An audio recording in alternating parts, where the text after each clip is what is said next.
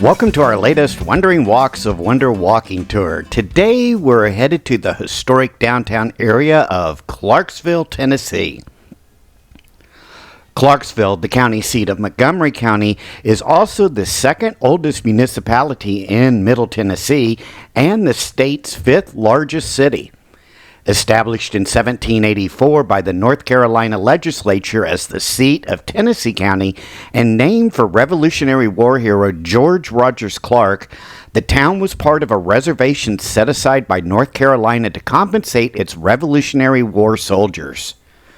Clarksville grew rapidly due to its access to the navigable Cumberland River and the fertile highland rim soil, which produced acclaimed dark-fired tobacco.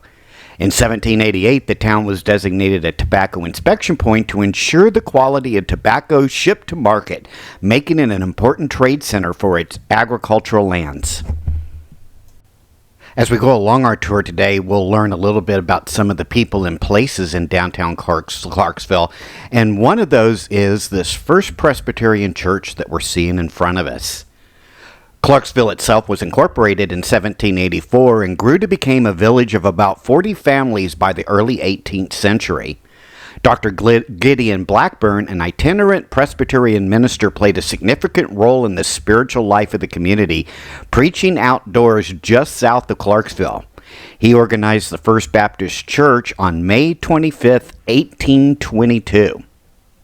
The initial congregation of 14 members worshiped in private homes and later in the new brick courthouse on the downtown square.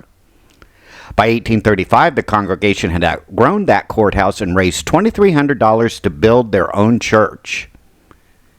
The first church was constructed in 1840, and by 1844, the membership had continued to grow. As that congregation grew, a much larger structure was needed, and under the direction of Dr. J.B. Luton, who served as minister from 1872 to 1897, the old church walls were removed to make way for this new neo-Gothic building that we see that is made of pressed brick and stone. The cornerstone of that building was laid in 1876, and the building was completed 2 years later at a cost of about $43,300.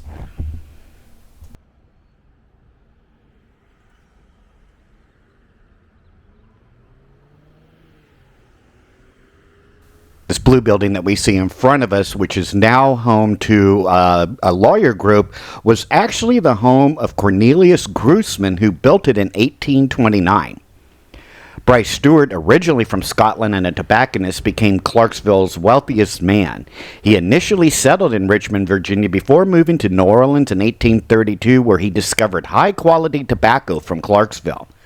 By 1834, Stewart had established himself in Clarksville, becoming one of its wealthiest residents.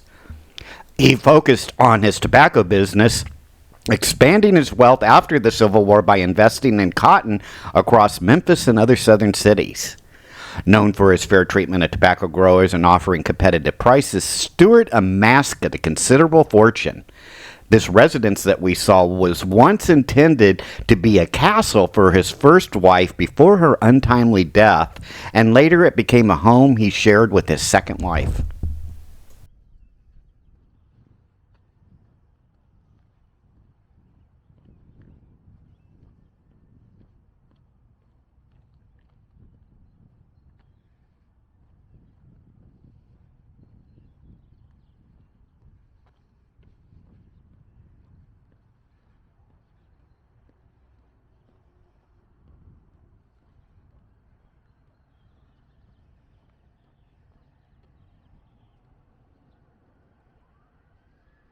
This old brick building that we see in front of us was once home to Clarksville's First Methodist Church. It was constructed in 1832. During the Civil War, it served as both a hospital as well as a horse stable for Confederate and Union forces. Congregational use in the building ended in 1841 when another church was built on Franklin and Fifth Street. Since then, it's been used as a private residence and is listed on the National Register of Historic Places. Following Tennessee's statehood in 1796, Clarksville's fortunes greatly improved. The Clarksville Chronicle, a local paper, was established in 1808, and resident Willie Blount was elected governor in 1809. The transportation and market revolutions from 1815 to 1860 brought profound changes to the area. The introduction of the steamboat in 1820 turned the Cumberland River into a major transportation route, lowering costs as well as expanding trade. This period also saw the development of more roads extending Clarksville's economic reach. Clarksville's economy, as mentioned, centered on dark-fired tobacco, peaked before the Civil War. In 1858, over 18,000 hogshead of tobacco were shipped internationally, which brought in at that time over $2.3 million. This white brick building that we see in front of us was once the former home of Frank Patton Gracie, who lived from 1834 to 1895. Gracie, a Civil War veteran renowned for leading the capture of a Union supply boat and personally delivering it to Nathaniel Bedford Forrest. Gracie went on to become a highly successful businessman, commissioning Clarksville's first wharf boat. Over the years, this home has been modified and adapted for various purposes, including serving at one time as a dentist's office.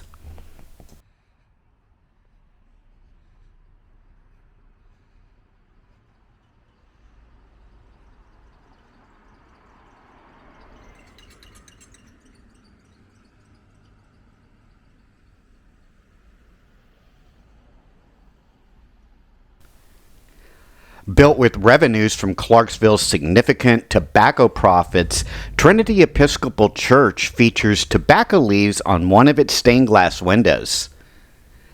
The structure that we see today was constructed in 1881, which replaced a previous church building that was built in 1838 and was raised in the 1870s to make room for this larger building. The Civil War had a significant impact on Clarksville. Although residents initially opposed secession, events like Fort Sumter and Lincoln's call for volunteers swayed public opinion. Confederate commanders constructed two forts, Fort Defiance and Fort Clark, to defend the city. However, both forts were evacuated in February of 1862 when a Union flotilla approached, and the city was occupied by Union forces until September of 1865.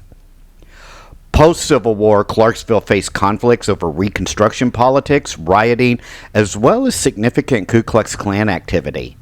Despite resistance, African Americans established community institutions and attempted to create public schools in Clarksville.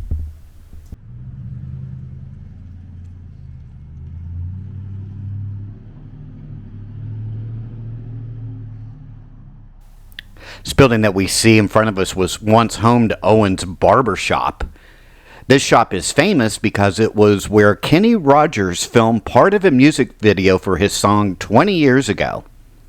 Also, many soldiers from Fort Campbell, or Camp Campbell as well, came here for their regulation flat-top haircuts.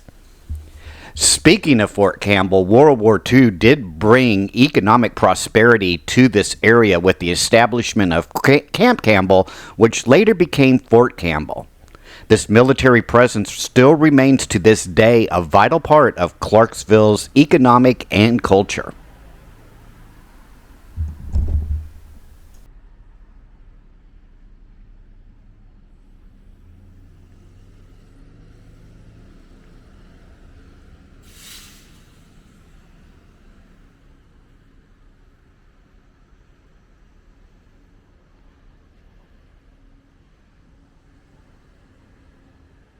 This building that we see here on our right was once the former site of Newt's Record Shop, which was owned and operated by Newt Wilson and his son Larry.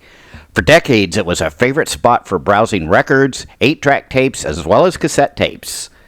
The store also printed a list of the record industry's top 40 hits, which was made available to the public. For music lovers, no trip downtown was complete without a stop at Newt's, where patrons could even listen to their album selections before making a purchase.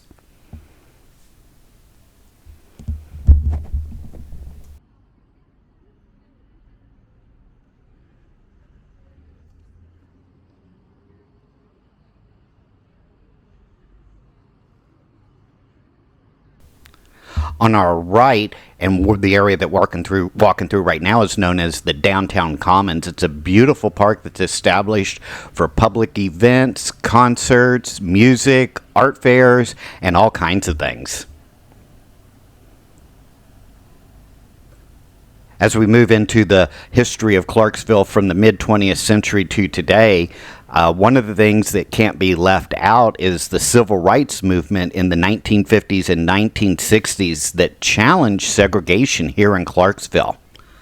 Austin Peay State College began desegregation in 1856. That college is not too far from this downtown area. And local athlete Wilma Rudolph achieved international fame with her gold medals at the 1960 Olympics. The late 20th century saw continued growth of the Clarksville area with school consolidation, annexation of new areas, and the rise of Austin Peay State College to university status. The completion of Interstate Highway I-24 just outside of town replaced reliance on river and rail transport that further drives the economic expansion of the city today. Clarksville population, their economy, and society have transformed significantly over the years, and it aligns very much with its slogan as the gateway to the New South. On the site where we see this white building here across the street from us, it was once home to Clarksville Marble Works, which is a business specializing in the carving of statues and headstones. Samuel Hodgson, the head carver, imported large quantities of marble from Carrara, Italy, and granite from Glasgow and Aberdeen in Scotland. The original structure itself, where the marble works was destroyed in an 1878 fire that devastated much of the downtown area. As we go through the downtown area, that's why you'll see that most of the buildings date after that 1878 fire. On our right once stood a building that was known as Federline's Cigar Shop and Tobacco Emporium. Frank Federline, who was both a manufacturer as well as an importer of fine tobaccos, sold cigars, pipes, and plug tobacco made from locally sourced crops. The establishment became something of a meeting place for the movers and shakers in downtown Clarksville, with checkerboards and poker tables set up in the back of the store. At one time, it was also well known for its landmark wooden Indian statue that stood outside the main entrance.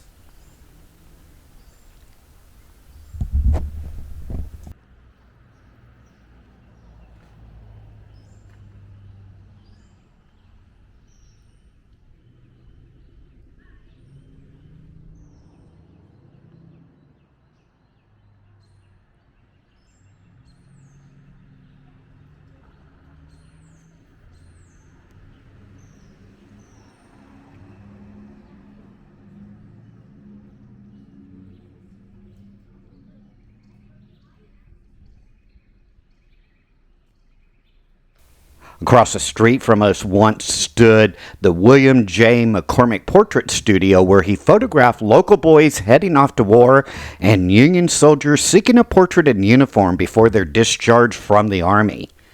The building is now home to a pub and a brewery, which is a popular restaurant and microbrewery in town. McCormick installed one of the first skylights in his building to provide natural lighting for his photos, and it still remains part of the second-story roof of the building where the studio once stood.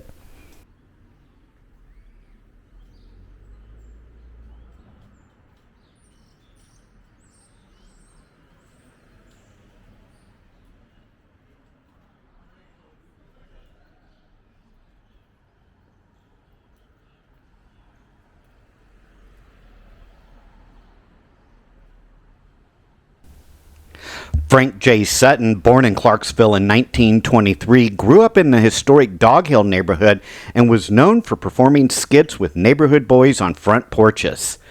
After high school in Nashville, he returned to Clarksville to work as a disc jockey. Sutton served in the Army in the Pacific Theater during World War II, then attended Columbia University of Drama on the GI Bill. Though he appeared in shows like The Twilight Zone and Gunsmoke, he is best known for his role as Sergeant Vincent Carter in Gomer Pyle USMC. Built as the Lillian Theater in 1912, the Roxy Theater became Clarksville's first movie theater. It did burn down in 1914 and was rebuilt in 1915. The theater was remodeled and rebranded as the Roxy Theater in 1941, where it once again burned down in 1945. The current structure that we see today was completed in 1947 and operated as a movie theater until around the 1980s. Since then, the projection balcony has been dismantled and walled off, and the building has hosted stage productions. Notably, the music video for Sheryl Crow's #2 Billboard hit, All I Want to Do, was filmed here in 1999. Across the street from us, this large 3-story building that we see was once home to the Elder Conroy hardware store. In fact, at the very top, you can still see its faded store sign. It was also home to the Lyric Theater at one time. Today, it accommodates various firms and businesses such as a law firm, a pottery shop, and an art studio.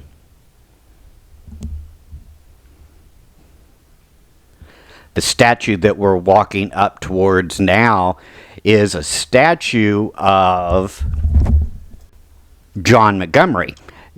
John Montgomery is whom Montgomery County, where Clarksville is the county seat of, is located. Montgomery was a pioneer, a soldier, and explorer who was active in this area of Tennessee during the 18th century. Sometime around 1775, he first encountered the land that would become Clarksville and discovered a spring he deemed suitable for settlement. Unfortunately, Montgomery was killed in an ambush by Cherokee Indians in 1794, but the county itself was still named in his honor.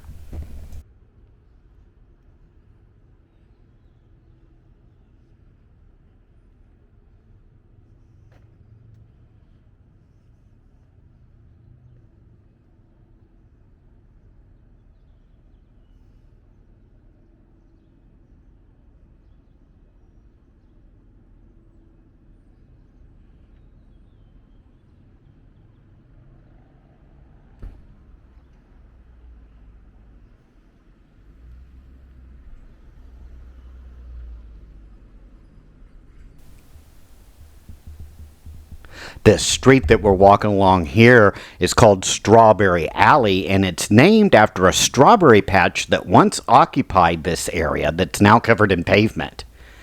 After the new brick courthouse was constructed on Public Square, the city council decided to build a new road to the building. This decision sparked a protracted and heated feud between the council and Lucinda Wallace Elder, wife of James Elder, one of Clarksville's founders and a wealthy landowner.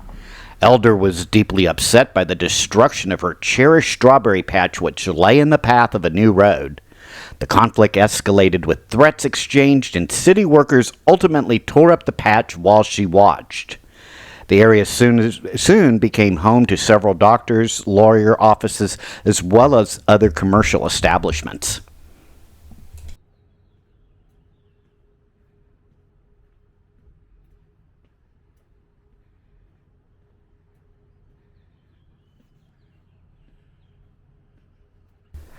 I hope you've enjoyed this Wandering Walks of Wonder walking tour here in downtown historic Clarksville, Tennessee. If you're a resident of Clarksville or have visited before, make sure to leave a comment on what were some of your most favorite buildings or stories about the town that you have heard. Also, don't forget to hit that like and subscribe button so that you can see more Wandering Walks of Wonder walking tours around the United States. Take care now. Bye-bye.